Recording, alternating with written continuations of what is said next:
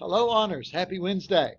Today's review video on our modern unit, Unit 6, with the theme of the home, is our Anglo-Saxon works that were included in our modern unit. And those are the history book by Bede and the Seafarer. So as we take a look at our works for today, let's go back just for a little while and look at Orwell's Shooting an Elephant at the Comprehension Check questions. I believe we did those in class, but those of you who were virtual or quarantined or just absent that day may have filled those out, but may not have gone over them yet. So first, I'm quickly go over those, then we'll head to Bede and to the Seafarer. So on page 711 of our book, we had our Comprehension Check questions on shooting an elephant. And so number one was, why is Orwell asked to shoot the elephant? The elephant had escaped its chains, and after destroying homes, running through a market, and killing a man, it had returned to terrorize the people again. How does Orwell's position force him into a situation he would rather avoid? He is in a position of authority as police officer, but does not want to be embarrassed in front of the people he's supposed to be protecting. 3. What does the situation with the elephant make Orwell realize about the British imperialist mission in Burma? He realized that the British subjugation of Burma was unjust, and that he, as a representative of the British government, had given into pressure and failed to do the right thing. He said it gave him insight into the real reasons that despotic governments act. 4. What is the value of the elephant? The elephant has more value to its owner when it's alive because it's a very expensive work animal. To the local people, though, the animal only has value after its death in the form of food. 5. Why does Orwell finally decide to shoot the elephant despite the gentle appearance? Orwell is being watched by a crowd of people who want him to kill the elephant. He fears they will laugh at him if his logical plan to check the animal and subdue it fails.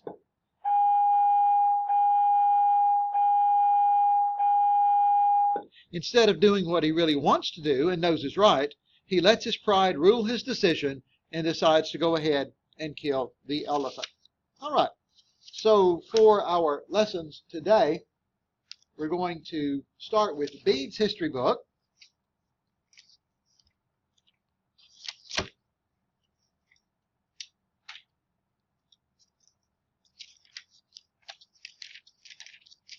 That's a few pages over in our text to our secondary section. What does it mean to call a place home? When a person moves to a new home, whether on the other side of town or on the other side of the world, what changes for that person and what remains the same? When we think of home, is it a country, a city or town, a house or an apartment, or even a single room that is clearest in our minds and feelings? Is it a group of people or is it a place? And our book says, as we read, consider the different ideas of home in each of these sections. So if we take a look at Bede's history, the part that we have reproduced in our textbook, in this excerpt from A History of the English Church and People, Bede discusses the physical location and size of Britain and Ireland and the early inhabitants. He says that Britain is rich in natural resources and experiences greater seasonal extremes than more southern countries. Bede names Britain's 4 nations at the time: English, which we would call the Anglo-Saxons; British, which we would call the Celts who were already there; Scots, who had occupied Ireland at first and then moved to the north of Britain and gave it its name of Scotland; and Picts, that wanted to settle in Ireland at first, were told no by the people, and then went over to the Northlands and also what we call Scotland. Each of those has its own language. But then Bede explains that Latin, the language of the Catholic Church, has really become a common medium because the people study the scriptures in Latin. Bede explains how the 4 nations grew out of the Britons who were the original inhabitants. Then the Picts were sent to northern Britain by the Scots who lived in Ireland, and eventually some Scots moved from Ireland to Britain and divided the northern settlements with the Picts. All right, so let's take a look at some of the material that Bede has. Now, what Bede is doing really in his history, because he is a monk, he is in a monastery, he is transcribing and he is writing, and he wants to make a history book. This is in the 700s, the AD 700s. He wants to make a history book that he can then copy and share throughout Europe to other monasteries. So they will copy his book and then share it further to other monasteries. So he really wants to put Britain on the map. He wants people to learn about his country because he's very proud of his country. So he brags about Britain here. He tells a lot of positives about Britain and even mixes in a few legends that he tries to pass off as real. Britain is rich. This is on page 731. Britain is rich in grain and timber. It has good pasturage for cattle and draft animals. And vines are cultivated in various localities. There are many land and sea birds of various species, and it's well known for its plentiful springs and rivers abounding in fish. There are salmon and eel fisheries, while seals, dolphins, and sometimes whales are caught. There are also many varieties of shellfish, such as mussels, in which are often found excellent pearls of several colors, red, purple, violet, and green, but mainly white. And then he talks about how the Picts and the Scots all got together. Bottom of page 732, top of 733. So the Picts crossed into Britain and began to settle in the north of the island, since the Britons were in possession of the south. Having no women with them, these Picts asked wives of the Scots, who consented on condition that, when any dispute arose, they should choose a king from the female royal line rather than the male. This custom continues among the Picts to this day. And then he starts going into some legends, especially about how there are no snakes in Ireland. Well, the old legend was that St. Patrick drove them out. Of course, the reality is that Ireland was caught in the ice flow during the last ice age, and reptiles cannot migrate, across the ice. And so when the ice retreated, there were just no reptiles there. But the legend to the people was that Ireland is so blessed by God that he will not allow the snake, which is a representative of Satan to him, to exist in that island. As a matter of fact, he said people could even take a book made in Ireland, tear the leaves out of the book, put the leaves in boiled water, make a tea, drink the tea, and they could be healed of snake bite. Because a book from Ireland is so holy, it would drive away the poison. Well, I would not recommend that. I don't think it works that way. But that's a legend. But he puts it in his history book as a fact on page 733, right below the middle of the page there. So he's proud of his land. He passes off some legends as fact. But you know what? Homes do that anyway, don't they? Homes often pass off legend as fact. So if you have a custom in your house, why do you do things a certain way in your family? Well, maybe because grandma did it that way, or great-grandma did it that way, or great-great-grandma did it that way, and you just still do. And this is how this compares to us and to our essay that we're composing for next Monday. So if you're writing something about home and about a belief at home or a legend at home or the way you've always done things at home, you could tie in Bede here and say, well, Bede was doing the same thing. He's passing off a legend that he had heard about his home as a fact.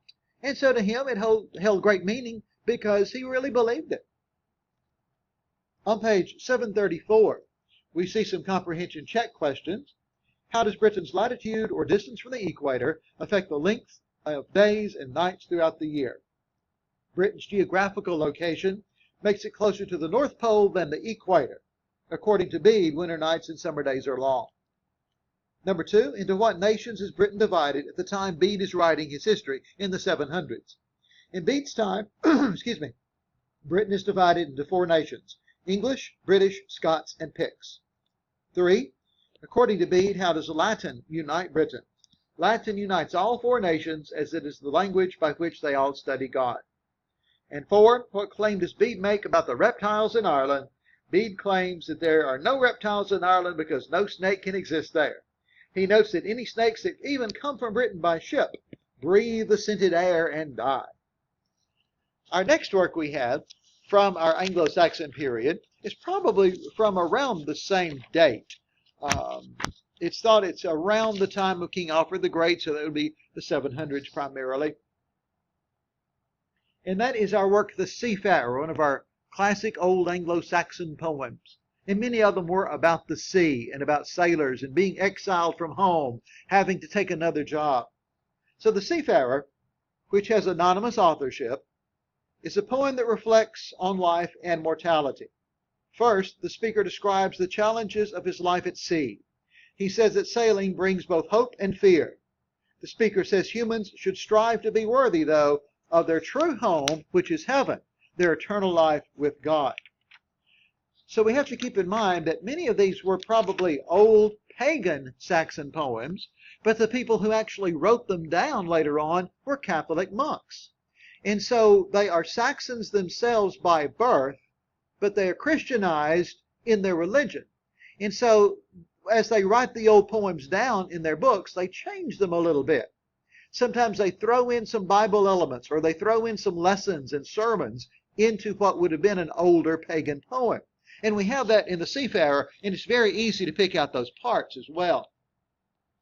This tale is true and mine. It tells how the sea took me, swept me back and forth in sorrow, and fear and pain. You see here that Anglo-Saxon poetry does not rhyme, but it is based on a strong rhythm with 2 beats on one side of a line, a pause or caesura in the middle, and then 2 beats on the other side of the line.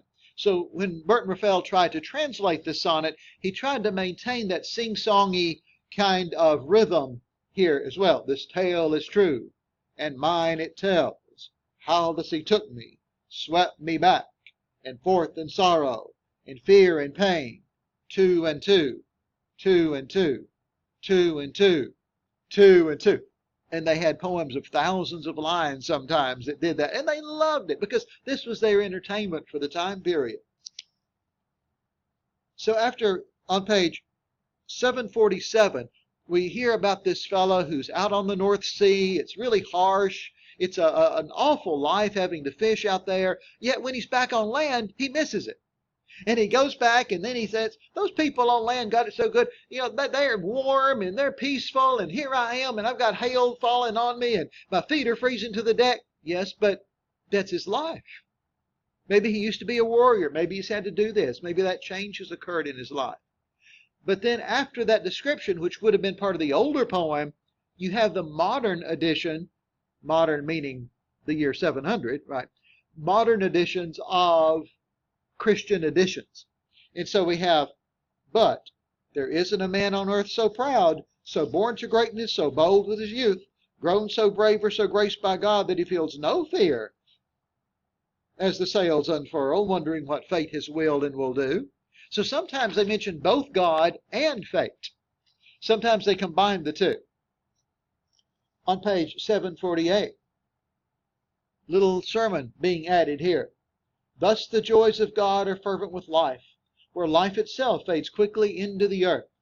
The wealth of the world neither reaches to heaven nor remains. And then he continues a few lines later. Death can only bring you earthly praise and a song to celebrate a place with the angels, eternally blessed in the hosts of heaven. And then, of course, he ends with the further sermonizing in the very last stanza. We all fear God. He turns the earth. He set it swinging firmly in space, gave life to the world and light to the sky. Death leaps at the fools who forget their God. So it's amazing that even in the 700s, when a lot of people really did believe the world was flat, this poet is describing a sphere hanging in space. So he was quite a bit ahead of his time in how he saw how the universe worked. And then, of course, he ends. Fate is stronger and God mightier than any man's mind. Our thoughts should turn to where our home is. Consider the ways of coming there. Then strive for that sure permission for us to rise to that eternal joy, that life born in the love of God and the hope of heaven. So to him, although home itself brings a lot of hardships, a life as a fisherman there on the North Sea, he knows that his true home is really heaven. And so that also can apply to our essay about home and feeling at home, especially if you've decided to take a religious bent to your essay as well as you discuss home. You could bring in the Seafarer. Have a good day.